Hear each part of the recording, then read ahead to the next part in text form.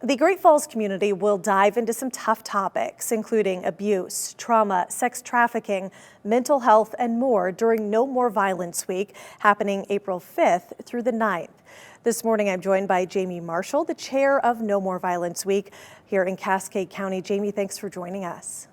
Thanks for having me, Shannon. I sure appreciate it. So first, let's just talk about what No More Violence Week is.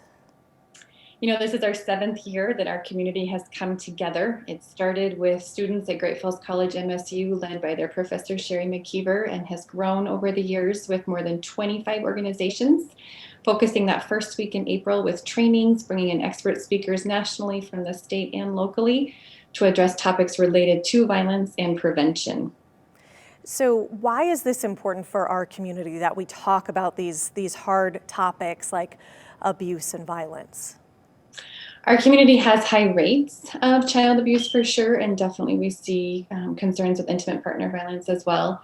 And really, when we look at the science of prevention and how to address these things, one of the top things to do is to raise awareness, to talk about it, to stimulate those innovative approaches and ideas that can help to change that, to address that, as well as to support those who are or who have experienced it, to help them to connect to those resources that they need as well, and to hopefully prevent it from happening again in the future.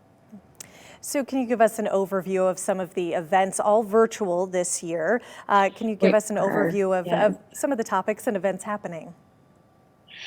We have events going every day, Monday through Friday. I'm super excited about all of them. I will highlight, we have a Friday night final event that will all be about racial justice and inclusivity and looking at social justice topics of how we as a community better address those, which will be phenomenal, with actually an expert out of Illinois joining us virtually.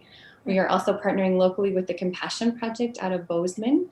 Really neat, innovative approach that's family friendly, but also great for our youth. We have a number of our youth in town that will be doing that art-based guided meditation, where you also literally illustrate and write out what compassion and unity mean to you.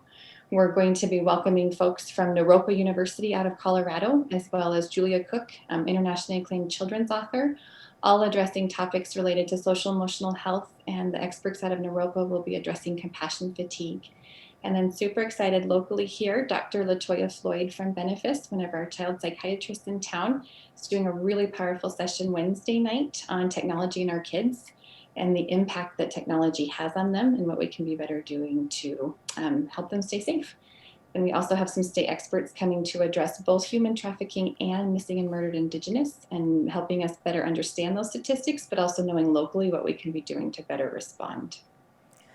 And that is free. Most of those or all of those events are free to the public, correct? Everything is free. The purpose of No More Violence Week is to really help anyone and everyone that desires to be a part to access this. So no fee at all. This year you do have to register ahead of time simply because of the virtual nature of it.